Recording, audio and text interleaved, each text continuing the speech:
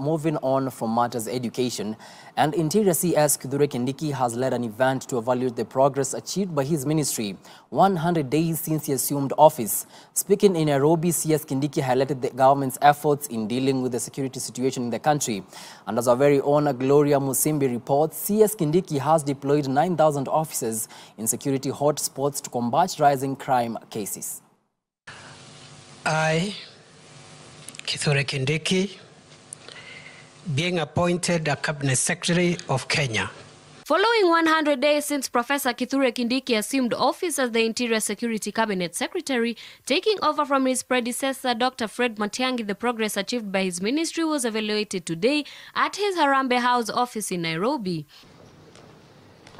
Addressing the press, Professor Kindiki highlighted the government's efforts in dealing with the security situation in the country. He noted that the last 3 months have witnessed a drastic decline in crime by 13.5%.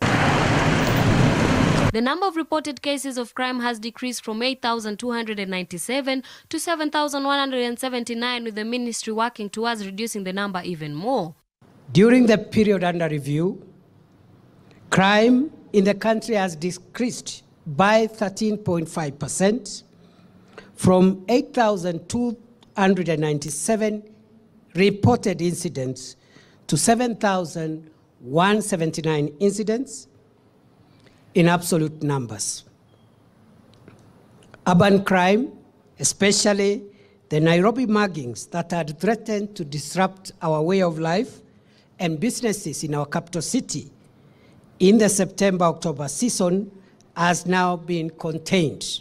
Professor Kindiki also reported that 60% of all livestock stolen in cattle rustling-prone counties have been recovered by security officers, while promising that the security has been strengthened in Kerio Valley and Lamu areas, and students from the 15 schools that were reopened can return to school without fear. In the past 3 months, 60% of all livestock stolen across the 10 most affected counties, namely West Pokot, Laikipia, Meru, Turkana, Garissa, Samburu, Marsabit, Kitui, Elgeyo Marakwet, and Tana River, have been recovered.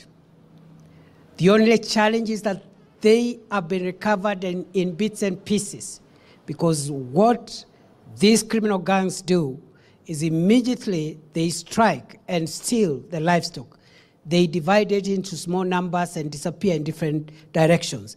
Our security agencies are tracing the missing 40% of stolen livestock, even as we continue to monitor the meat supply chain across urban areas in the country to disrupt the existing criminal food chain.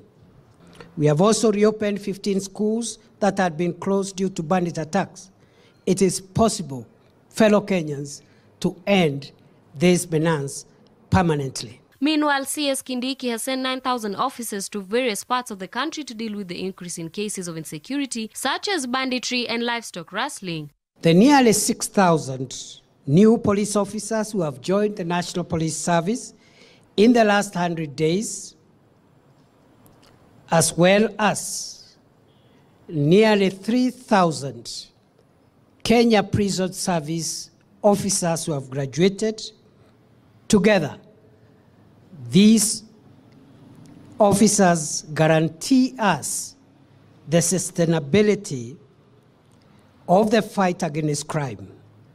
The new officers will be deployed to security hotspots across the country immediately to further buttress the security of our people and their property. This as the government is expected to start the screening and status determination procedures in the next month because of the onslaught against Al-Shabaab in Somalia, which has caused over an inflow of about 100,000 asylum seekers from Somalia.